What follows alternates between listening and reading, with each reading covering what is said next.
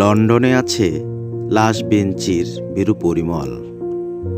রথিন এখন সাহিত্যে এক পরমহংস।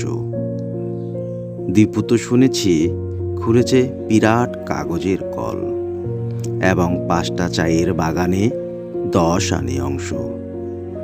তদুপরি অবসর পেলে হয় স্বদেশ সেবক। 2.5 ডজন আরশোলা ছেড়ে ক্লাস ভেঙেছিল পাগলা অমল। সে আজ হয়েছে মস্ত অধ্যাপক। কি ভয়ঙ্কর উজ্জ্বল ছিল সত্যসারণ। সে কেন নিজের কণ্ঠ কাটল ঝকঝকে খুঁড়ে? এখনো ছবিটি চোখে ভাসলেই জাগে শিহরণ। দূরে চলে যাবে জানতাম, তবু এতখানি দূরে? গলির চায়ের দোকানে